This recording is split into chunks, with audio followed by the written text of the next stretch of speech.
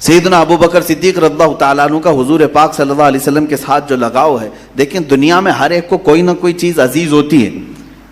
دنیاوی چیزوں میں، دینی معاملات میں اگر میں آپ سے پوچھوں آپ کو کیا اچھا لگتا ہے، آپ کہیں گے جمعہ کی نماز اچھی ہے، عید کی نماز اچھی ہے، رمضان اچھا ہے. یہ ہو گئے دینی معاملات. آج سے میں کہوں دنیاوی چیزوں میں کچھ پسند ہے آپ کو، ہاں آپ کہہ سکتے ہیں مجھے کپڑے پسند ہے، عطر پسند ہے، چپل پسند ہے، فلاں پسند ہے. ہر ایک کی دنیا سے بھی کچھ نہ کچھ پسندیدہ چیزیں ہوتی ہیں. حضرت ابوبکر صدیق سے سوال کیا گیا دینی چیزوں کے بارے میں نہیں، دینی معاملات میں آپ کو کیا پسند ہے یہ نہیں پوچھا گیا. کہا گیا دنیاوی معاملات میں آپ کو کیا چیز پسند ہے؟ کہتے ہیں 3 چیزیں پسند ہیں، 3 چیزیں مجھے دنیاوی بہت پسند ہیں. پوچھا گیا وہ کیا ہے؟ کہتے ہیں النظرۃ الی وجہ رسول اللہ. پہلی چیز یہ ہے کہ رسول اللہ کے چہرے کی طرف دیکھنا، حضور صلی اللہ تعالیٰ علیہ وسلم کی طرف دیکھتے رہنا، یہ مجھے بہت پسند ہے. وَأَن يَكُونَ ابْنَتِي تَحْتَ زَوْجِ رسول اللہ. دنیاوی معاملات میں اگر مجھ سے پوچھ رہے ہو تو دوسری میری پسندیدہ چیز یہ ہے کہ میری بیٹی رسول اللہ کے نکاح میں ہو جائے، یہ میری پسندیدہ چیز ہے. تیسری چیز انہوں نے جو بیان کی وہ بھی رسول پاک سے ریلیٹڈ تھی، یعنی ان کی دنیا بھی رسول کی زندگی ہے اور دین بھی رسول کی زندگی ہے. میرے عزیزو، یہ صدیق اکبر رضی اللہ تعالیٰ عنہ کی زندگی پاک کے خاص عناصر ہیں، خاص اوصاف ہیں کہ انہوں نے اگر کوئی چیز پوچھا بھی ہے، مانگا بھی ہے تو حضور کی ذات کو ہی مانگا ہے. اللہ کے حبیب صلی اللہ تعالیٰ علیہ وسلم کو چھوڑ کر ان کے پاس کوئی اور چیز نہیں تھی. مشہور واقعہ آپ نے سنا ہوگا حدیث پاک میں، جب رسول کریم صلی اللہ علیہ وسلم نے جنگ کے وقت لوگوں سے کہا کہ اپنے پاس جو کچھ ہے اللہ کی راہ میں خیرات کرو، تو حضرت عمر اپنے گھر میں آدھا مال رکھ کر آدھا لے آئے اور حضرت ابو بکر پورے گھر کا سارا سامان لے کر کے آئے. فرق دیکھے. اور دونوں سے پوچھا گیا، انہوں نے کہا میرے گھر میں آدھا مال ہے بیوی بچوں کے لیے اور آدھا میں نے اللہ کی راہ میں خرچ کیا. یہ کوئی ناجائز کام نہیں تھا، شریعت نے ایسا آپ کے اوپر نافذ نہیں کیا ہے کہ سب لے جائیں. حضرت ابو بکر صدیق سے پوچھا، انہوں نے کہا سب لے آیا ہوں. کہا گھر میں کیا چھوڑا ہے؟ کہا اللہ اس کے رسول کو. یہ کمال درجے کا ہے، یہ فنا کا درجہ ہے جہاں اپنی ہر چیز رسول پاک کے قدموں میں وار دیا، نچھاور کر دیا. انہوں نے اپنے اولاد کو، اپنے گھر بار کو، یہاں تک کہ آپ کو معلوم ہے ہجرت کے موقع پر باپ بوڑھے ہیں. ابو قحافہ وہ ابھی ایمان لائے ہوئے نہیں تھے، حضرت ابو بکر صدیق کے والد، اور آنکھیں نہیں تھی، بصارت جا چکی تھی. باپ کو تکلیف بھی نہ پہنچے، ٹھیس بھی نہ پہنچے، اور حضور صلی اللہ علیہ وسلم کے ساتھ جانا ہے انہیں ہجرت کی راہ. انہوں نے یہ نہیں دیکھا کہ بوڑھا باپ ہے اس کو کون دیکھے گا، نہیں، میرے آقا صلی اللہ علیہ وسلم کی رضا کی خاطر رات کے وقت اٹھ پڑے اور پتھروں کی ایک گٹھری، یعنی ان کے باپ طاق میں پیسوں کی یا اشرفیوں کے سکے ایک جگہ جمع کر کے رکھتے تھے. حضرت ابو بکر صدیق نے اس جگہ چھوٹی چھوٹی ٹھکریاں اور پتھروں کی وہ رکھی تاکہ میرے باپ کو اس بات کا غم نہ ہو کہ ابو بکر اپنے پیسے لے کر کے چلا گیا. باپ کو اس طرح سے کہ ہجرت کے موقع پر اپنی بیٹی سے کہا کہ اگر باپ ابا پوچھیں کہ ابو بکر کے پیسے یہاں ہیں یا لے کر کے گیا تو خالی وہاں تک ہاتھ لے جا کر کے دکھا دینا باپ کو، وہ گٹھری کو پکڑ کر کے دیکھ کر کے مطمئن ہو جائیں گے. میرے عزیزو، جس صدیق اکبر رضی اللہ تعالیٰ عنہ نے اپنے ماں باپ کو وار دیا رسول پاک کی زندگی پر، اپنی اولاد کو، اپنے گھر بار کو، یہ بھی مشہور بات ہے کہ آپ کے بیٹے جنگ بدر میں مقابل میں آئے تھے، وہ بھی ایمان لائے ہوئے نہیں تھے جنگ بدر میں، اور اس کے بعد پھر وہ ایمان لائے چند دنوں کے بعد. تو حضرت ابو بکر سے بیٹے نے کہا ابا بدر میں آپ 3 بار میری تلوار کے نیچے آ گئے تھے لیکن میں نے مارا نہیں، باپ کو کوئی کیسے مار سکتا ہے؟ حضرت ابو بکر نے فرمایا اگر تو ایک بار بھی آ جاتا تو میں مار دیتا. میں یہ نہیں دیکھتا کہ میرا بیٹا ہے، یہ دیکھتا کہ دشمن رسول ہے، حضور کے مقابل میں آیا ہے، حضور سے لڑنے کے لیے آیا ہے. یہی عین ایمان ہے، محمد کی محبت دین حق کی شرط اول ہے، اسی میں ہو اگر خامی تو سب کچھ نامکمل ہے. یہ زندگی پاک کا ان کا خاص عنصر ہے. عزیزان گرامی، حدیثیں بھی تو آپ پڑھتے ہیں، سنتے ہیں، میرے آقا صلی اللہ علیہ وسلم نے کیا نہیں فرمایا لا یؤمن احدکم حتی اکون احب الیہ من والدہ وولدہ والناس اجمعین، تم میں سے اس وقت تک کوئی مومن نہیں ہو سکتا جب تک وہ اپنے ماں باپ، اپنی اولاد اور تمام انسانوں سے زیادہ مجھ سے محبت نہ کرے۔ یہ حدیث پاک میں کرتے ہیں ہم آج؟ حضور پاک صلی اللہ تعالی علیہ وسلم سے پوچھیں گے تو سوال میں فوراً کہیں گے کہ ہاں کیوں نہیں، لبیک، ہم تو حضور صلی اللہ علیہ وسلم سے بے پناہ محبت کرتے ہیں۔ میرے عزیزو، اسی بات کو تو حضرت ابوبکر شبلی رحمۃ اللہ تعالی علیہ نے فرمایا۔ حضرت ابوبکر شبلی سلسلہ قادریہ کے بڑے مشہور بزرگوں کہتے ہیں میری زندگی میں اگر سب سے ڈیفیکلٹ کوئی سوال ہے، سب سے مشکل کوئی سوال ہے تو وہ یہ سوال ہے، اگر کسی نے مجھ سے پوچھ لیا کیا آپ رسول اللہ سے محبت کرتے ہیں، آپ رسول اللہ سے محبت، اب میں سوال کروں گا تو سارے لوگ فوراً جواب دیں گے، لیکن حضرت ابوبکر شبلی فرماتے ہیں کہ میرے لیے سب سے کٹھن سوال ہے یہ۔ کہا اس میں کیا ہے، مشکل سوال کیا ہے، جواب تو آسان ہے۔ کہتے ہیں یہی تو، اگر میں نہ کہہ دیا تو ایمان چلا جائے گا۔ بات صحیح ہے، اگر میں کہہ دیا اس سوال کے جواب میں نہیں، محبت نہیں کرتا تو معاذ اللہ ایمان چلا جائے گا، اور اگر ہاں کہہ دیا تو پھر اعمال اور میرا دل ملامت کرے گا، کہاں محبت کا دعویٰ اور کہاں اعمال تیرے۔ وہ حضرت ابوبکر شبلی رضی اللہ تعالیٰ عنہ جو غوث اعظم رضی اللہ تعالیٰ عنہ کے دادا مرشد ہوتے ہیں سلسلے میں، وہ کہتے ہیں کہ میں اگر ہاں کہہ دوں تو ڈر لگتا ہے، دل ملامت کرے گا کہ حضور سے محبت کا دعویٰ تو کرتا ہے، تیرے اعمال کہاں ہیں اس طرح کے۔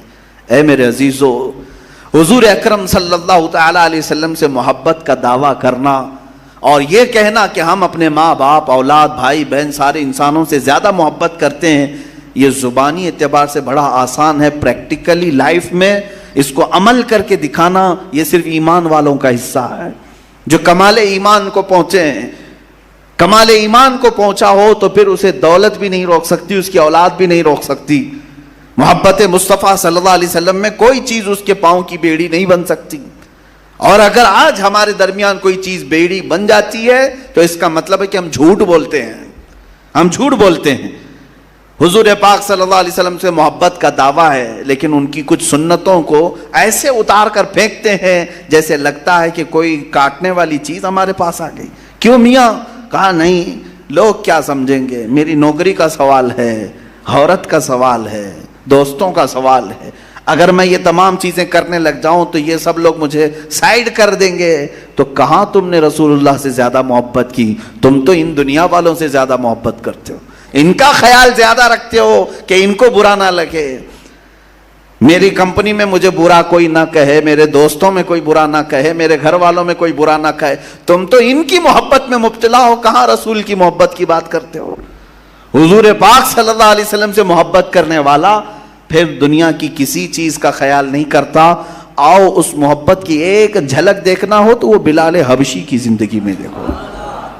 اللہ اللہ، جس کے سینے پر پتھر رکھ دیں، جس کو آگ کے انگاروں پر سلایا جائے، جس کے پیر میں رسی باندھ کر اوباش لوگ پورے سڑکوں پر کھینچیں اور اس کے بعد کہیں کہ بلال تیرا آقا بھی بہت پیسے والا ہے۔ امیہ بن حرب بڑے پیسے والا تھا جو بلال حبشی کا آقا تھا، اور پھر وہ کہتا تھا کہ اب چھوڑ دے، میں تجھے اس سے بھی زیادہ تجھے اجرت دوں گا، اس سے بھی زیادہ تجھے سیلری دی جائے گی۔ یہ سب چیزیں تھی بلال حبشی کے پاس، صرف کہنا یہی تھا کہ میں محمد کا نہیں ہوں۔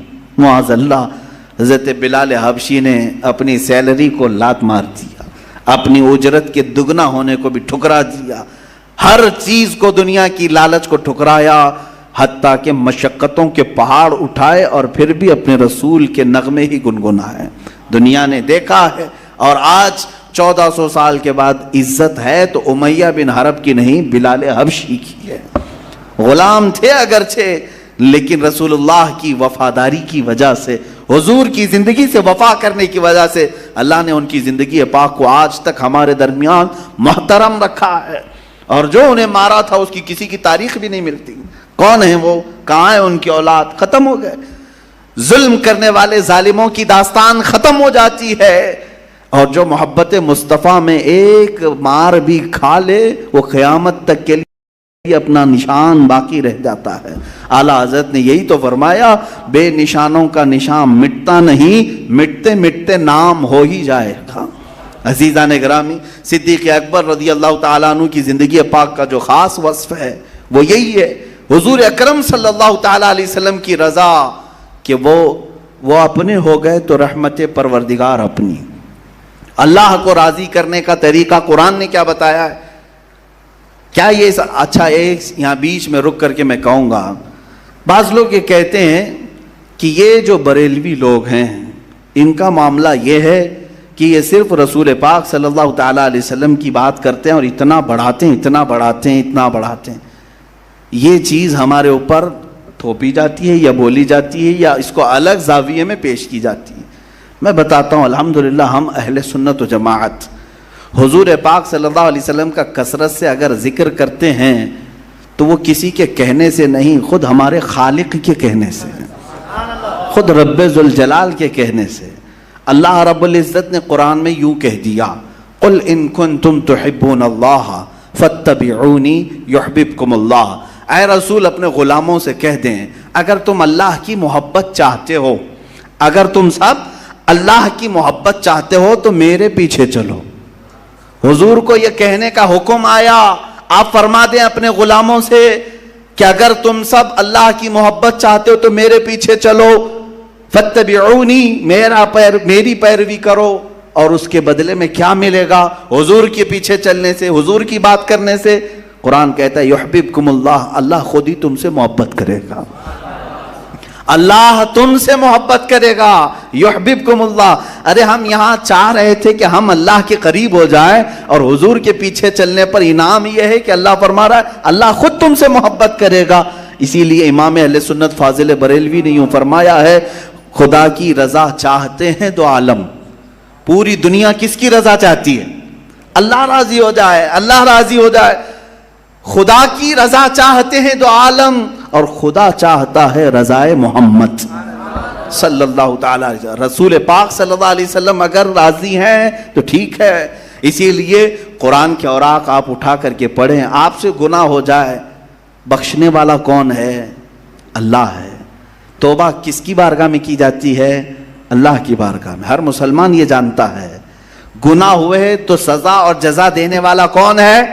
اللہ ہی ہے۔ ہمارا عقیدہ یہی ہے کہ وہ ہمیں رزق بھی دیتا ہے، ہمیں پرورش بھی کرتا ہے، ہمارا وہ خالق بھی ہے، مالک بھی ہے، سب کچھ ہے۔ اور اگر ہم سے گناہ ہوں تو سزا بھی وہی دے گا، نیکیاں ہوں تو جزا بھی وہی دے گا۔ لیکن اس کے باوجود قرآن میں اللہ فرماتا ہے وَلَوْ أَنَّهُمْ إِذْ ظَلَمُوا أَنفُسَهُمْ جَاءُوكَ۔ اے رسول اگر یہ مومنوں سے گناہ ہو جائیں تو توبہ کرنا چاہیے نا۔ گناہ ہو جائیں تو اللہ فرماتا ہے یہ آپ کے دربار میں آ جائیں، اللہ فرما رہا ہے یہ آپ کے دربار میں آ جائیں، فاستغفر اللہ، آپ کے پاس آ کر کے اللہ کی بارگاہ میں توبہ کریں، واستغفر لهم الرسول، پھر اللہ نے یہ بھی فرما دیا اور اے نبی اگر آپ ان کی سفارش کریں گے تو اللہ ان کی توبہ قبول کرے گا۔ بخدا خدا کا یہی ہے در۔ اعلیٰ حضرت یہی فرماتے ہیں خدا کی قسم خدا کا یہی ہے در، نہیں اور کوئی مفر مخر جو وہاں سے ہو یہیں آ کے ہو، جو یہاں نہیں تو وہاں نہیں۔ اگر حضور کی بارگاہ میں نہیں پہنچ سکے تو پھر وہاں بھی نہیں۔ یہ صدیق اکبر رضی اللہ تعالیٰ عنہ کی زندگی پاک ہم عرض کر رہے تھے، ان کی زندگیوں سے جو ملا ہے وہ نچوڑ، وہ خلاصہ۔ اچھا ایک بہت اہم بات میں عرض کرتا ہوں، حضرت ابوبکر صدیق کی زندگی کا خلاصہ، حضرت عمر فاروق اعظم کی زندگی کا خلاصہ، عثمان ابن عفان کی زندگی کا خلاصہ، حیدر کرار رضوان اللہ تعالیٰ علیہ مجمعین کی زندگی کا خلاصہ، جو انہوں نے محبت رسول پیش کی ہے، ان تمام محبتوں کے مجموعے کا نام مسلک اعلی حضرت ہے۔ بات اب سمجھ میں آ گئی، کوئی نئی چیز نہیں ہے۔ ہمارے ہاں جو محبتیں پیش کی گئیں حضور پاک کے متعلق، یہ انہی خلفائے راشدین کے کیے ہوئے طریقوں کو ہی بیان کیا گیا ہے۔ اگر بریلی کے تاجدار نے کہیں یہ کہہ دیا دشمن احمد پہ شدت کیجئے، ملحدوں کی کیا مروت کیجئے، غیظ میں جل جائیں بے دینوں کے دل، یا رسول اللہ کی کثرت کیجئے، یہ اگر کہا ہے تو اپنے پیٹ سے نہیں کہا، انہی خلفائے راشدین کا طریقہ دیکھا، وہ حضور کے دشمنوں پر شدت کرتے تھے، اور قرآن بھی کہہ رہا ہے اشداء علی الکفار، یہ صحابہ وہ ہیں جو کافروں پر بہت سخت تھے۔ کس لیے؟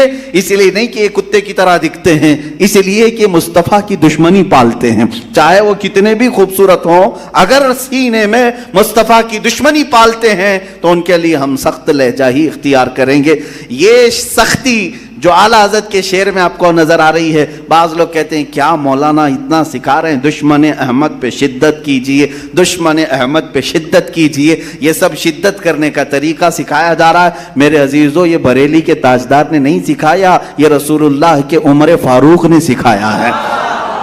ہاں، ان کی زندگی پاک میں جس نے رسول کا فیصلہ نہیں مانا، اس کے ساتھ عمر فاروق نے کیا کیا یہ تو سب کو معلوم ہے۔ بشر نام کا ایک منافق، نام کا مسلمان تھا، حضور کے پاس آیا، ایک یہودی کے اس کے درمیان معاملہ تھا، حضور نے فیصلہ اس یہودی کے حق میں کیا، جو حق تھا، جو صحیح تھا وہ فیصلہ کیا، باہر آ کر کہا نہیں مجھے یہ فیصلہ منظور نہیں، میں عمر کے پاس فیصلہ کراؤں گا۔ وہ وہاں آئے اور اس یہودی نے حضرت عمر سے کہا ہم رسول کے پاس گئے تھے تمہارے، اور انہوں نے میرے حق میں فیصلہ کیا، یہ تمہارا مسلمان بھائی ہے، اپنے نبی کے فیصلے کو نہیں مانتا۔ حضرت عمر اندر تلوار لے کر کے آئے اور اس کی گردن اڑائی اور کہا جو میرے نبی کا فیصلہ نہیں مانتا عمر اس کا فیصلہ یہی کرتا ہے۔ اب مجھے بتاؤ دشمن احمد پہ شدت کیجئے یہ کس نے کہا، کہاں سے کہا؟ یہ حضرت عمر نے سکھایا ہے رضی اللہ تعالیٰ عنہ۔ لوگ ہم سے یہ کہتے ہیں کہ آپ سخت لہجے میں بات کرتے ہیں، آپ کو پتا ہے عمیر بن وہب ایک ایسا شخص جو شیطان قریش اس کو کہتے تھے، جنگ بدر میں سب کو ابھارنے والا، اور وہ شخص آیا تھا مدینہ طیبہ، اس کا بیٹا قید تھا حضور کی بارگاہ میں، بدر کے قیدیوں میں وہاں پر قید تھا حضور صلی اللہ علیہ وسلم کے پاس۔ عمیر بن وہب دشمنی میں کھار کھا رہا تھا کہ کسی نہ کسی طرح سے میں بدلہ لے لوں، بدر میں کتنے لوگوں کو مار دیا ان لوگوں نے، ہم بہت بڑی تعداد میں تھے پھر بھی یہ مسلمان جیت گئے، اور مکہ میں روز ٹینشن میں رات گزارتا تھا۔ ایک ایسا ہی شخص ملا، صفوان نام تھا، اور اس کا بھی پرابلم وہی تھا، اس کے باپ کو بدر میں مار دیا گیا تھا، اس کا بیٹا قید تھا، اس کا باپ مرا تھا، تو دونوں کا سیم پرابلم، تو دونوں بیٹھ کر کے کعبہ کے حتیم کے اندر فیصلہ کرتے ہیں۔ صفوان بہت پیسے والا تھا، عمیر سے کہا تو اگر جا کر کے محمد کا قتل کر کے آئے تو میں تیرے سارے قرضے چکا دوں گا اور تیرے بچوں کی باقی سب کی پرورش میں خود اپنے ذمہ لوں گا۔ معاہدہ کر لیا اور تلوار بھی دے دیا، زہر لگا کر کے عمیر کو مدینہ بھیج دیا۔ مدینہ آیا عمیر کیا کرنے کے لیے؟ میرے آقا صلی اللہ علیہ وسلم کا قتل کرنے کے لیے، لیکن کس بہانے سے آیا کہ بیٹے کی خیر خیریت پوچھنے جا رہا ہوں، قیدی ہے نا، حضور کی بارگاہ میں قیدی ہے۔ اب یہ وہ وقت تھا جب رسول پاک صلی اللہ علیہ وسلم مسجد نبوی میں ہیں اور حضرت عمر فاروق باہر مسجد نبوی کے باہر چند صحابہ کے ساتھ کھڑے ہیں، اور جیسے ہی عمیر بن وہب آیا، اب حدیثوں کی سب کتابیں اٹھا کر پڑھو، جو جملہ پڑھو گے تو پھر آپ کو پتہ چلے گا۔ حضرت عمر کہتے ہیں خذو ھذا الکلب، کہتے ہیں اپنے ساتھیوں کو پکڑو اس کتے کو۔ آپ کہتے ہیں ہم یا پھر ہمارے علماء گالیاں دیتے ہیں، حضرت عمر کیا کہہ رہے تھے؟ ہاں، حضرت عمر نے کہا پکڑو اس کتے کو، یہ لفظ ہے، اور جا کر کے اس کی گردن میں رومال ڈال کر کے اس کو پکڑ کے لائے، کہا کیسے آنا ہوا حضور صلی اللہ علیہ وسلم کی بارگاہ میں؟ تو دشمنوں کے پاس سے ہے، اس طرف والا کیسے آیا ہے؟ تو اس نے کہا نہیں، صرف میں اپنے بیٹے کی خیر خیریت لینے کے لیے آیا ہوں۔ حضرت عمر نے کہا تمہارا فیصلہ بعد میں کرتا ہوں، پہلے حضور سے پوچھ لیتا ہوں۔ وہیں کھڑا کیا اور حضور کی بارگاہ میں اندر آیا، کہا عمیر بن وہب آیا ہے مکہ سے، کیا اس کو اندر لاؤں؟ حضور نے فرمایا اندر لے آؤ۔ اسی طرح سے اندر کھینچ کر لائے۔ حضور نے فرمایا چھوڑ دو۔ رسول پاک صلی اللہ علیہ وسلم نے پوچھا عمیر کیسا آنا ہوا؟ کہا کہ بس میں اپنے بیٹے کو دیکھنے آیا ہوں۔ آپ کے پاس قیدی ہے بیٹا۔ حضور نے پوچھا اگر بیٹے کو دیکھنے آئے تو تلوار کیوں لے آئے ہو؟ تلوار ساتھ میں کیوں لے آئے ہو؟ تو اس نے تلوار پھینک دیا دکھانے کے لیے. کہا اس تلوار کا کیا ہونا ہے؟ تلواریں تو ہمارے پاس بدر میں بھی تھی, کام تو نہیں آئی نا, آپ ہی کے کام آئی ساری چیزیں, تلوار میں چھوڑ دیتا ہوں. وہ بہانے کر رہا تھا, ہیلے بہانے کر رہا تھا. حضور پاک صلی اللہ علیہ وسلم نے پھر پوچھا بتاؤ عمیر کیسے آنا ہوا؟ کہا بیٹے کی خیریت لینے کے لیے.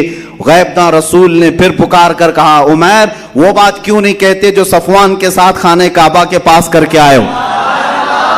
حتیم کعبہ میں بیٹھ کر کے تم نے کیا پلاننگ کی ہے وہ بات بتاؤ.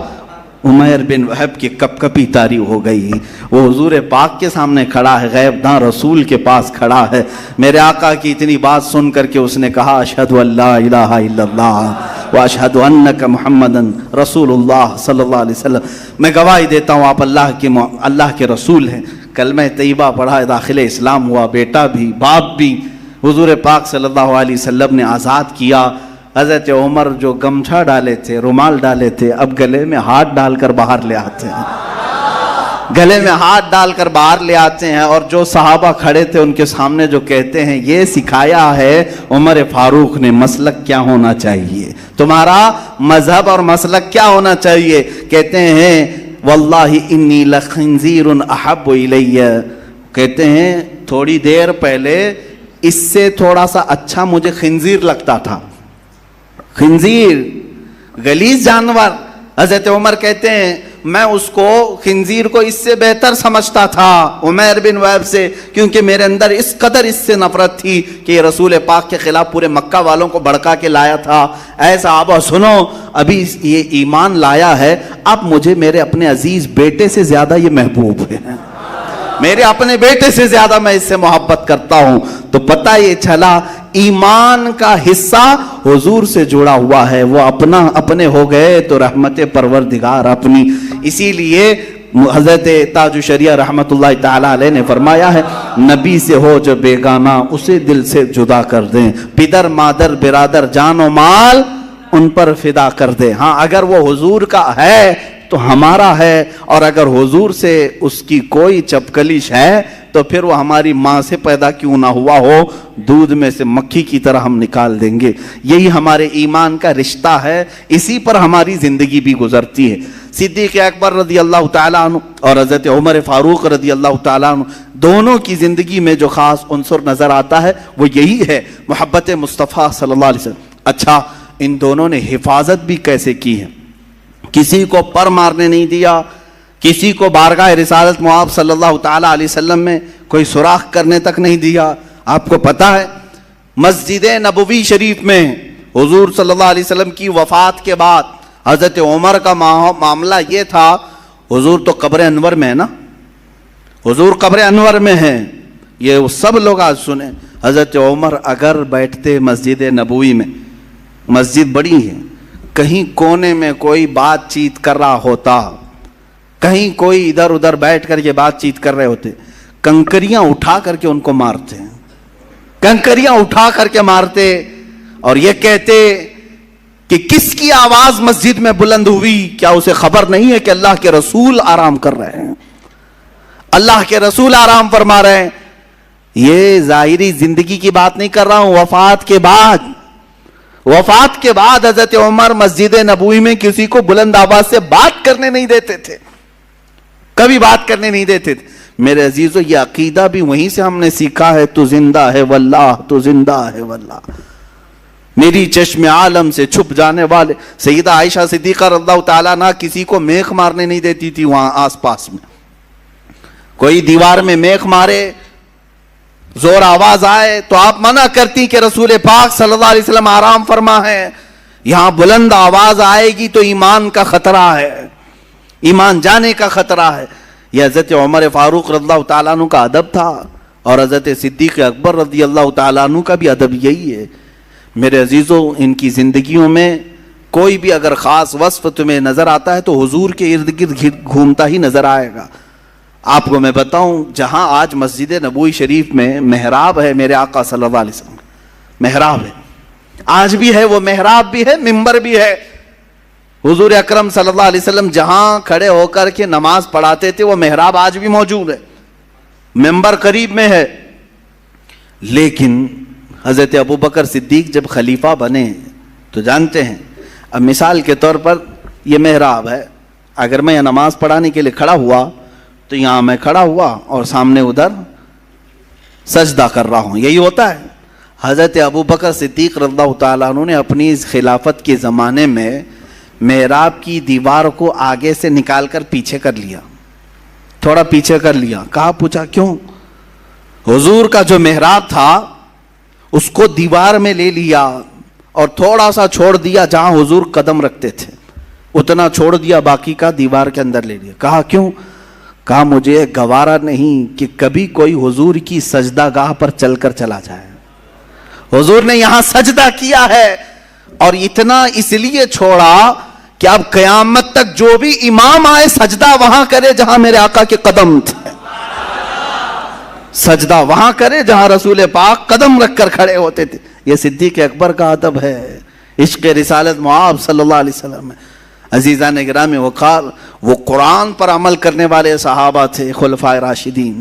انہوں نے ہمیں اپنی زندگیوں سے جو سکھایا ہے وہ درس محبت ہی سکھایا ہے، میرے آقا صلی اللہ تعالیٰ علیہ وسلم کی زندگی پاک کا۔ اب میں تھوڑے سے آپ کی خلافت کے زمانے دونوں کی عرض کر دوں، وقت بہت کم ہوتا ہے، ان کی زندگی کے جو خاص عناصر تھے وہ مجھے عرض کرنا ضروری ہے۔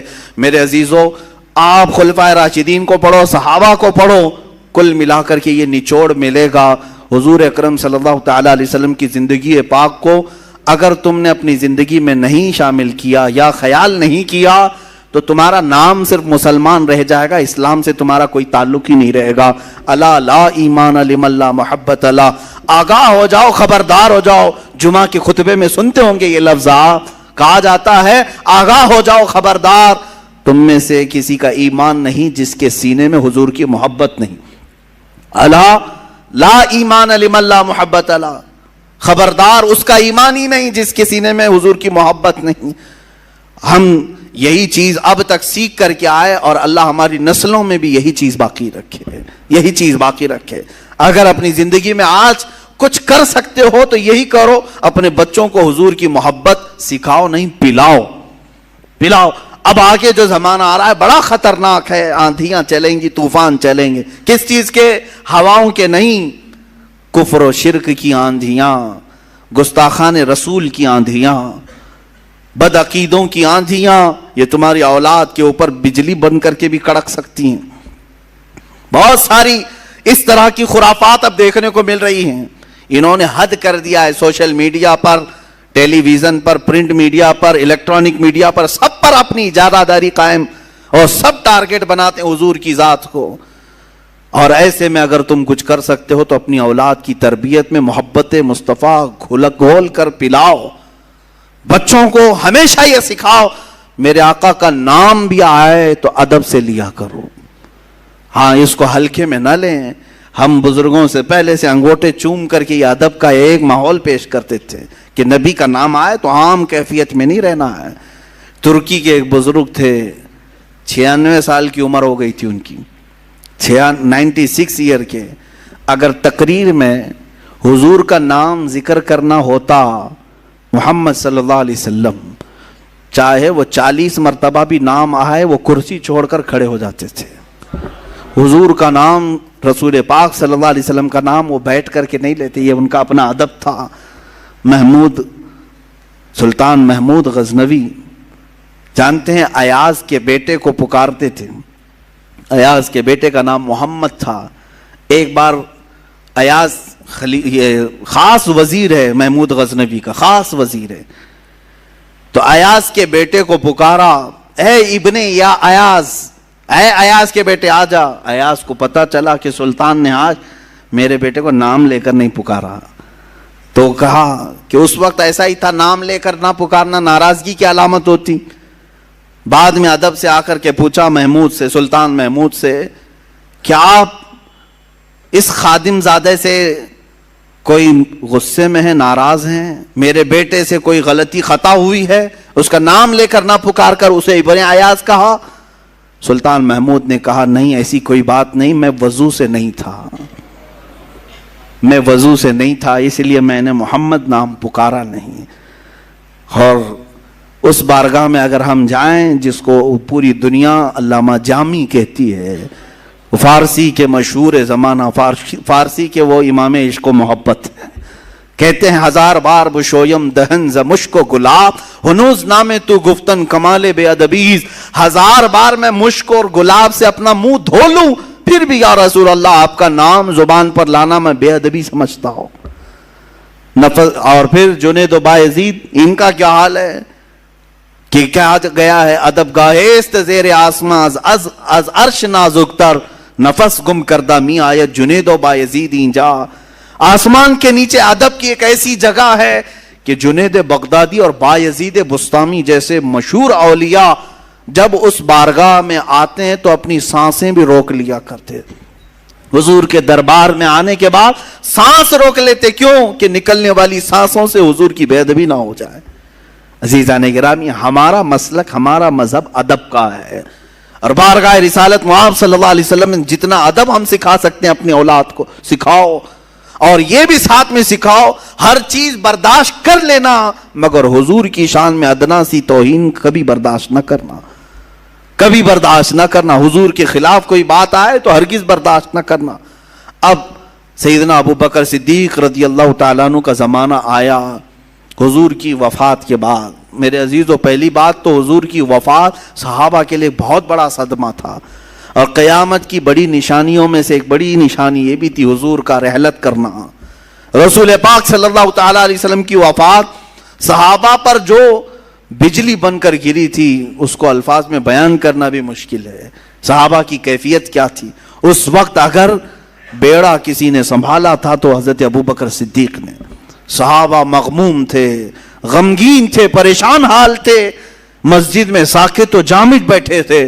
صدیق اکبر اللہ تعالیٰ عنہ نے ممبر پر چڑھ کر کے خطبہ دیا اور حضور کی تعریف بیان کرنے کے بعد کہا، اے صحابہ تم اللہ کی عبادت کرتے تھے یا محمد صلی اللہ علیہ وسلم کی؟ سبوں نے کہا اللہ کی۔ کہا پھر اٹھو، وہ اللہ کل بھی زندہ تھا، اب بھی زندہ ہے، ہمیشہ زندہ رہے گا۔ محمد صلی اللہ علیہ وسلم اس کی طرف سے پیغام لے کر کے آئے تھے، انہوں نے اپنا کام مکمل کر دیا، وہ اپنے رفیق اعلیٰ کے پاس چلے گئے، اور جو ان کے پاس واپس ملنا چاہتا ہے وہ ان کے قدم قدم ان کے نقوش پا کی اقتدا کرے، ان کے قدموں کے پیچھے چلے۔ پھر صدیق اکبر کے اس خطبے نے امت کو اٹھایا، صحابہ نے آپ کے ہاتھ پر بیعت کی، خلافت راشدہ یہاں سے شروع ہوئی۔ سب سے پہلا چیلنج جو آیا حضرت ابو بکر صدیق کے سامنے، وہ کون سا چیلنج تھا؟ اللہ اللہ کیسے امتحانات ہوئے حضرت ابو بکر کے۔ ایک لشکر حضرت اسامہ بن زید کی سپہ سالاری میں ملک شام جا رہا تھا، اس میں بہت صحابہ تھے، اور اچانک مسیلمہ کذاب، ایک شخص ہے مسیلمہ نام کا، اس نے اپنے نبی ہونے کا دعویٰ کر دیا کہ محمد صلی اللہ علیہ وسلم کے بعد میں نبی ہوں۔ وہ جھوٹا نبی بن گیا، جھوٹی نبوت کا دعویٰ کیا۔ اب اس کے بھی بہت سارے پیروکار ہو گئے، بہت سارے لوگ اس کے بھی ماننے والے ہو گئے۔ ایک چیلنج وہ تھا۔ اور حضرت ابو بکر صدیق رضی اللہ تعالیٰ عنہ کے زمانے میں یمن کے علاقے میں اور ایک فتنہ برپا ہو گیا۔ ایک اور جھوٹا نبوت کا مدعی اسود عنسی تھا۔ کئی محاذ آپ کے سامنے ایک ساتھ کھڑے ہو گئے، ایک ساتھ آ گئے، لیکن صحابہ کہتے ہیں کہ حضرت ابو بکر کی پیشانی پر کبھی بل تک نہیں آتے تھے، اتنے بڑے بڑے محاذ ہیں۔ حضور کی وفات ہوئی ہے، ایک اور جماعت نکل پڑی جو زکوٰۃ کا انکار کرنے لگے ہیں، کہا اب سے ہم زکوٰۃ نہیں دیں گے۔ زکوٰۃ کے منکرین بھی، مسیلمہ کذاب کے پیروکار بھی، جھوٹی نبوت کا دعویٰ کرنے والے۔ یمن میں اسود عنسی کا ایک محاذ، ملک شام میں حضرت اسامہ بن زید کے لشکر کو بھی بھیجنا ہے۔ چار محاذ اچانک سامنے آئے۔ کون فیصلہ لے گا ایسے وقت میں؟ کون فیصلہ لے گا؟ عزیزان گرامی وقار، حضرت ابو بکر صدیق وہ تنہا پختہ ایمان والے تھے۔ حضرت عمر آ کر کے وہاں مشورہ دے رہے تھے کہ حضرت ابو بکر سے کہ تھوڑا اس کام کو ڈیلے کر لیں، پہلے یہ کام کر لیں گے۔ حضرت ابو بکر صدیق نے کہا، اے عمر وہ جوش کہاں چلا گیا تمہارا جو مکہ میں ہوتا تھا؟ ایمان لانے کے بعد تو حضرت عمر کہتے ہیں میں نے دیکھ لیا حضرت ابو بکر کا سینہ ایمان سے بھرا ہوا ہے، ایمان سے بھرا ہوا ہے. سبوں نے تصدیق کر دی. چاروں محاذ پر حضرت ابوبکر صدیق نے ہر ایک کو بھیجا. ملک شام اسامہ بن زید گئے, یمن کا محاذ سر کرنے کے لیے خالد بن ولید گئے, اور پھر اس کے مسیلمہ کذاب کے خلاف 1200 سے زیادہ صحابہ گئے, جس کو جنگ یمامہ کہتے ہیں. کئی ہزار صحابہ یہاں پر بھی گئے. لیکن جانتے ہیں یہ جنگ یمامہ جس میں مسیلمہ کذاب کے خلاف جنگ لڑی گئی تھی, اللہ میں بھی وہی پڑھ رہا تھا جنگ یمامہ کو, پھر کسی وقت میں تفصیل سے بیان کروں گا. یہ وہ جنگ تھی جو ختم نبوت پر ڈاکہ ڈالنے والوں کے خلاف تھی. سب سے پہلی جنگ ہے جنہوں نے حضور کی ختم نبوت کا انکار کیا. صحابہ مدینے سے چل پڑے, اور جب جنگ ہوئی تو جانتے ہیں 1200 صحابہ شہید ہوئے تھے اس میں. 1200 صحابہ جن کے, اور بعض روایت میں 700 صحابہ جو سب کے سب حافظ قرآن تھے, شہید ہو گئے. پورے میدان میں بکھرے ہوئے تھے. کئی کی گردنیں الگ, کئی کے سر الگ, کئی کے دھڑ الگ, کئی کے ہاتھ پیر جدا, سب پورے میدان میں بکھرے ہوئے تھے. روایت لکھنے والوں نے دیکھا اور کہا جتنے بھی وہاں پر لاشیں تھی ہم نے دیکھا سب کے چہرے مسکرا رہے تھے, سب کے چہرے چمک رہے تھے, سب کے چہرے دمک رہے تھے. کیوں نہ چمکیں, کیوں نہ دمکیں؟ اس لیے کہ وہ جس کے لیے جان دے رہے تھے. وہ کوئی معمولی شخصیت نہیں تھی. جب وفات کے وقت وہ آ جائیں تو سارا درد بھی ہلکا ہو جائے. عزیزان گرامی, یہ جنگ یمامہ میں اتنی بڑی شہادتیں ہوئی. صدیق اکبر رضی اللہ تعالیٰ عنہ نے اس محاذ کو بھی سر کر لیا. مسیلمہ کذاب کو اسی وحشی صحابی نے, جن کا نام وحشی ہے, جنہوں نے حضرت امیر حمزہ کو قتل کیا تھا, وہ ایمان لائے بعد میں, اور وہی ذریعہ بنے مسیلمہ کذاب کو قتل کیا. وہ کہتے تھے میں جب ایمان نہیں لایا تھا تو اسلام کے ایک بڑے عظیم بطل جلیل بہادر کا قتل کیا. اسلام لایا تو مسیلمہ کذاب کو قتل کر کے میں نے پرانا کفارہ ادا کر لیا. حضور پاک صلی اللہ علیہ وسلم کی اس نبوت پر ڈاکہ ڈالنے والے کا خاتمہ ہوا, اسود انسی کا خاتمہ ہوا. اسامہ بن زید کا جو لشکر گیا تھا وہ بھی فتح مبین سے ہمکنار ہو کر واپس آیا.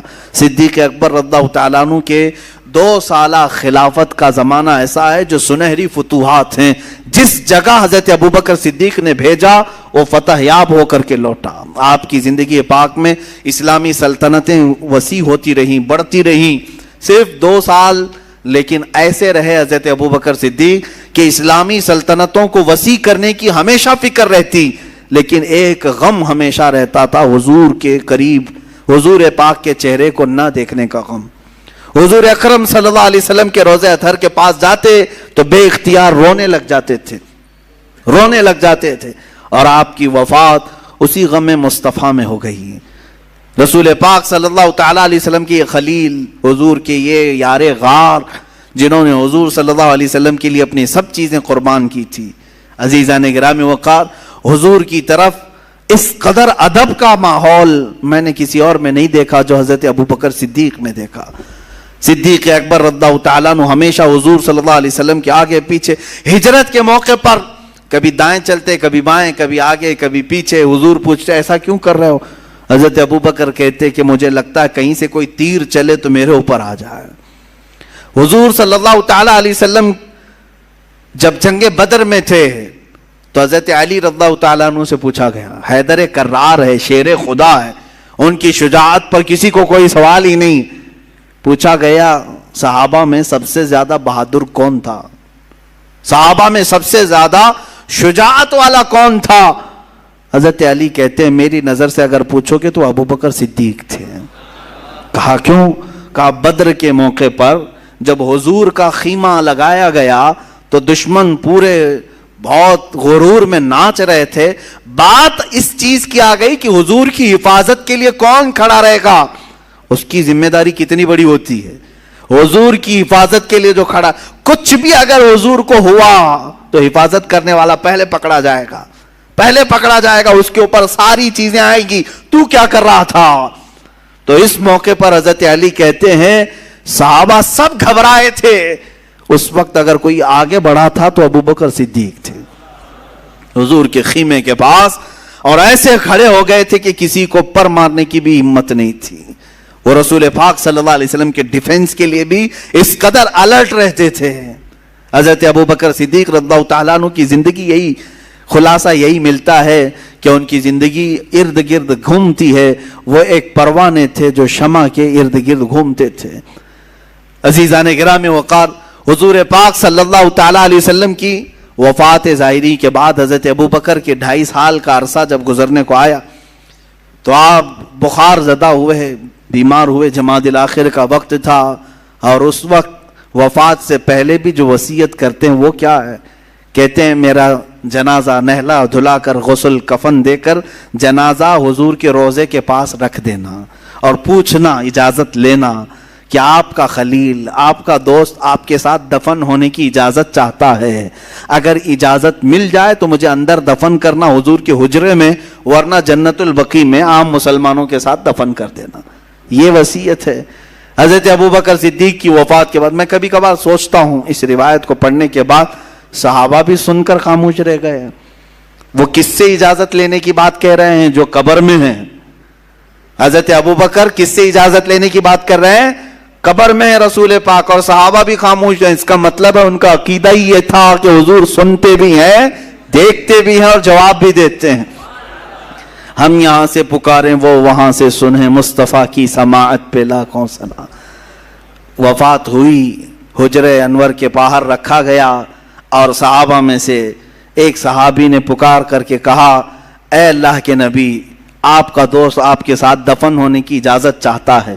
اتنا باہر کھڑے ہو کر کے کہا، حجرہ انور کا دروازہ اچانک کھل گیا، اس کی چٹکنی گر گئی اور دروازہ کھلا. اندر سے آواز آئی، ادخل الحبیب الی الحبیب، حبیب کو حبیب کے ساتھ داخل کر دو. صحابہ نے حضور کے پہلو میں انہیں دفن کیا ہے. اللہ اللہ، کیا شان ہے صدیق تمہاری. جب تک اللہ نے زندگی دی تب بھی حضور کی معیت اور صحبت میں گزارا، اور وفات بھی ہوئی تو قیامت تک حضور کے پہلو میں سونا ملا. یہ کسی کو نہیں مل سکا جو حضور سے اتنا متصل ہو کر کے کوئی سو رہا ہو. حضور کی کسی خاندان والے میں بھی کسی کو یہ چیز نہیں ملی کہ وہ قبر میں حضور کے متصل ہو کر کے اب تک سو رہا ہو. اور اس کے بعد دوسری فضیلت اگر کسی کو ملی ہے وہ حضرت عمر فاروق کو ملی ہے. ان کے بعد یہ حجرہ بند ہو گیا، یہ حجرہ بند ہو گیا. حضور بادشاہ اعظم آرام فرمائے، پہلو میں دونوں وزیر آرام فرمائے. میرے آقا فرماتے ہیں اتنا ہی نہیں میرے عزیزو، حضور فرماتے ہیں قیامت کے دن جب سور پھونکا جائے گا سارے لوگ اٹھائے جائیں گے میدان محشر میں. جانتے ہیں آپ ترتیب کیا ہوگی؟ میرے آقا فرماتے ہیں سارے لوگوں پر پہلے موت آئے گی، پھر جب اٹھانے کی باری آئے گی تو سب سے پہلے جو روح بیدار ہوگی وہ محمد رسول اللہ صلی اللہ علیہ وسلم. حضور فرماتے ہیں میں بیدار ہوں گا، اپنی قبر سے اٹھوں گا. حدیث میں حضور نے کیفیت بھی بتائی کہ کیسے میں اٹھوں گا.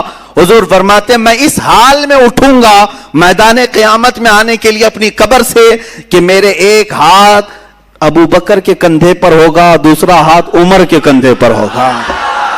اس شان میں وہ دولہا تشریف لا رہے ہوں گے. حضور صلی اللہ علیہ وسلم میدان قیامت میں بھی آئیں گے تو ابو بکر و عمر کے ساتھ آئیں گے. پھر دیکھنا ان کالے چہروں کا کیا ہونا ہے جو صدیق کو گالیاں دیتے ہیں، جو فاروق اعظم کو گالیاں دیتے ہیں، جو حضرت عثمان غنی رضی اللہ تعالیٰ عنہ کو گالیاں دیتے ہیں. تمہاری خیر نہیں ہوگی. تمہیں اگر حضور کے پاس آنا بھی ہوگا تو ان دونوں وزیروں کا سامنا کرنا بھی ہوگا. اور میرے آقا صلی اللہ علیہ وسلم ان کی محبت کو ترجیح دیا کرتے، اکثر بیان بھی فرماتے. عزیزان گرامی، وہ قیامت کا منظر کیسا ہوگا جب حضرت ابو بکر اور حضرت عمر حضور کے پہلو میں ہوں گے اور حضور پاک صلی اللہ علیہ وسلم تشریف لا رہے ہوں گے. یہ نہیں فرمایا حضور نے کہ انبیاء کرام کے جھرمٹ میں حضور تشریف لائیں گے، بلکہ قیامت کے دن بھی اپنے غلاموں کے ساتھ ہی تشریف لائیں گے. فقط اتنا سبب ہے انعقاد بزم محشر کا کہ ان کی شان محبوبی دکھائی جانے والی ہے. قیامت کا منظر یہ سب جو ہو رہا ہے یہ بھی اسی لیے ہو رہا ہے کہ رسول کی شان محبوبی دکھائی جانے والی ہے. عزیزان گرامی، جو صدیق اکبر سے، جو عمر فاروق سے جلتا ہے، نفرت کرتا ہے، عداوت کرتا ہے، وہ دنیا میں بھی خائب و خاسر ہوگا، ذلیل ہو کر مرے گا۔ بلکہ مارحرہ مطہرہ کے ایک بڑے بزرگ ہیں، انہوں نے فرمایا اور بڑے عزم کے ساتھ فرمایا، قبر میں اسے دفن کرنا، واپس آ جانا، اور بعد میں کھول کر کے دیکھو گے اس کا چہرہ قبلے سے پھیر دیا گیا ہوگا۔ ایسے شخص کا چہرہ بھی قبلے کی طرف نہیں رکھا جائے گا، چہرہ پھیر دیا جائے گا، جو ابو بکر و عمر رضی اللہ تعالیٰ عنہما سے نفرت رکھتا ہے یا دل میں عداوت رکھتا ہے۔ عزیزان گرامی، جس کو رسول اللہ نے اپنے پہلو میں سلایا ہے، اپنے بغل میں سلایا ہے، اس سے نفرت کیسے ہو سکتی؟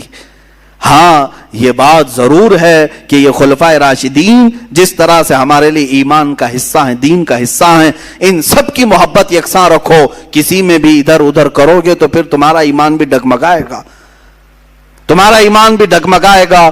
مجھے انشاءاللہ العزیز کل دو باقی خلفائے راشدین کی سیرت پر میں مختصر عرض ضرور کروں گا، حضرت عثمان غنی رضی اللہ تعالیٰ عنہ اور حضرت حیدر کرار رضی اللہ تعالیٰ عنہ۔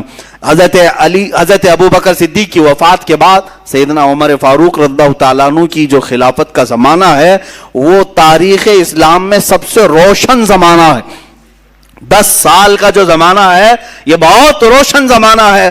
اسی زمانے میں پورا ملک مصر فتح ہوا ہے۔ یہی حضرت عمر کا زمانہ ہے جس میں قیصر و کسریٰ بھی ٹوٹ گئے۔ قیصر و کسریٰ، روم کا بادشاہ قیصر کہلاتا تھا، ایران کا بادشاہ کسریٰ کہلاتا تھا۔ 2 سپر پاور طاقتیں تھی اس زمانے کی۔ اس زمانے میں اگر کوئی امریکہ اور رشیا کو سمجھتا ہے تو اس زمانے میں روم اور ایران، یہ 2 بہت بڑے سپر پاور طاقتیں تھیں۔ ان کے بادشاہوں کے پاس لاکھوں کی فوج تھی۔ ان کو اگر کسی نے دھول چٹایا ہے تو وہ عمر فاروق رضی اللہ تعالیٰ، ان کا خلافت کا زمانہ بڑا روشن رہا ہے۔ اسی لیے تو ہیبت ایسی اتاری تھی، ہر جگہ خبر پھیلی رہتی تھی، ہر جگہ خبر پھیلی رہتی تھی حضرت عمر کے رعب و دبدبے کے متعلق، جس کے متعلق اعلیٰ حضرت فرماتے ہیں، وہ عمر جس کے آداب پہ شیدا سقر، اس خدا دوست حضرت پہ لاکھوں سلام۔ وہ حضرت عمر فاروق رضی اللہ تعالیٰ عنہ جن کے رعب کا عالم یہ تھا کہ قیصر و کسریٰ کی کرسیاں ہلتی تھی۔ ایک بار کوئی آیا قاصد وہاں سے پوچھتے ہوئے، مدینے میں پتہ جاسوس تھا، کسریٰ بادشاہ کے ہاں سے آیا دیکھنے کے لیے کہ یہ عمر رہتا کیسے، کتنے باڈی گارڈ ہیں، کہاں ان کی سیکورٹی ہے، سب دیکھ کر کے جانے۔ پوچھا مدینے میں آ کر تمہارے بادشاہ کہاں رہتے ہیں؟ پوچھنے جس سے پوچھا جا رہا تو ہنسنے لگے، ہمارا بادشاہ نہیں ہوتا، ہمارا بادشاہ نہیں ہوتا، ہمارا امیر المومنین ہوتا ہے۔ کہا وہ کہاں رہتا ہے، اس کا محل کہاں ہے؟ پھر وہ ہنس پڑے، کہا اس کا محل بھی نہیں ہوتا، اس کا محل نہیں ہوتا، جاؤ وہ فلاں پیپل کا درخت ہوگا اس کے نیچے سو رہا ہوگا مسجد نبوی کے قریب۔ وہ حیرت میں آ کر کے ڈھونڈتے ہوئے دیکھا کہ دوپہر کا وقت ہے، یہ عمر فاروق ایک بغیر کچھ بچھائے نیچے زمین پر تنہا آرام کر رہے ہیں۔ جو پورے قیصر و کسریٰ کو ہلا کر رکھا ہے وہ ایک درخت کے نیچے آرام سے سو رہا ہے۔ اور وہ قاصد آیا اور سوچا اگر میں چاہوں تو ابھی مار کے ختم کر دوں، سب لوگ سکون کی سانس لیتے رہیں گے۔ اچانک حضرت عمر کی آنکھیں کھل گئی اور کہا جو تو سوچ رہا ہے وہ ہو نہیں سکتا۔ اللہ جس کی حفاظت فرمائے۔ حضرت عمر بیدار ہوئے اور کہا ہم نے اپنی کرسیاں خون چوس کر کے نہیں بچھائی، عدل و انصاف پر قائم کیا ہے، اللہ رب العزت کے دین پر قائم کیا ہے۔ میرا مولا جب تک چاہے گا ہماری حفاظت کرے گا، 1000 فوجی مل کر کے بھی حفاظت نہیں کریں گے اگر اللہ نہ چاہے۔ بہرحال حضرت عمر کا رعب، ان کی تمکنت، ان کا جلال بڑے بڑے بادشاہوں پر طاری تھا۔ قیصر و کسریٰ ختم ہو گئے، وہاں سے مال غنیمت لایا گیا، حضرت عمر فاروق کا ہی زمانہ تھا، اور وہ بشارت بھی حضور نے حضرت سراقہ کو جو دی تھی۔ سراقہ یہ وہ شخص ہے جو ہجرت کے موقع پر حضور صلی اللہ علیہ وسلم کا پیچھا کرتے ہوئے آ گیا تھا۔ واقعہ بڑا طویل ہے۔ حضور نے پیچھے مڑ کر دیکھا یہ گرفتار کرنے آیا مجھے ابو بکر کو۔ حضور نے فرمایا زمین پکڑ لے اسے، زمین پھٹ گئی، سراقہ اندر گیا گھٹنوں تک، رونے لگا چھوڑ دیں آپ کریم ابن کریم ہیں، شریف ابن شریف ہیں۔ حضور نے کہا اے زمین چھوڑ دے، زمین کھل گئی، وہ نکل گئے۔ یہ زندہ معجزہ تھا میرے آقا صلی اللہ علیہ وسلم۔ پھر دوبارہ نیت خراب ہوئی، پھر آیا، پھر حضور نے فرمایا پکڑ لے زمین، زمین نے پکڑ لیا، پھر رویا، حضور نے پھر چھوڑ دیا. 3 مرتبہ ایسا ہوا. وہ کیا لالچ تھی، مکہ میں اعلان ہوا تھا جو محمد اور ان کے ساتھی کو پکڑ لائے گا اسے 100 اونٹ دیے جائیں گے انعام میں. 100 اونٹ کا مطلب ہوا کہ اس زمانے کی 100 کوئی بڑی کاریں دے دی جائیں گی. لالچ تو ہر ایک کو ہوتی ہے، تو وہ بھی نکل پڑا تھا 100 اونٹ لینے کے چکر میں. حضور پاک صلی اللہ علیہ وسلم نے تیسری مرتبہ مڑ کر کہا اے سراقہ، تو 100 اونٹ کے چکر میں ہمارے پیچھے پڑا ہوا ہے، میں تو تیرے ہاتھوں میں قیصر و کسریٰ کے کنگن دیکھ رہا ہوں. قیصر و کسریٰ سپر پاور اس زمانے کے بادشاہ، ان کے ہاتھوں میں جو سونے کے کنگن ہوتے تھے وہ پوری دنیا میں مشہور تھے. حضور نے یہ کہہ دیا کہ میں تیرے ہاتھوں میں وہ دیکھ رہا ہوں. اس سراقہ نے فوراً کلمہ طیبہ پڑھ لیا، ایمان لائے، واپس مکہ چلے گئے، صحابی رسول بن کر رہے. جانتے ہیں بیچ میں ایک مرتبہ بہت بیمار ہو گئے. قیصر و کسریٰ ابھی فتح نہیں ہوئے تھے، ملک روم بھی نہیں، ملک ایران بھی فتح نہیں. اور حضرت سراقہ رضی اللہ تعالیٰ عنہ بیمار اتنے ہو گئے کہ لوگ ان کی عیادت کے لیے آنے لگے کہ آخری وقت آ گیا، بہت بیمار. جب لوگ آنے لگے تو حضرت سراقہ جلال میں آ گئے، کہا کائے کو تم سب میرے گھر آ رہے ہو، میں ابھی مرنے والا نہیں ہوں، تم سب جاؤ.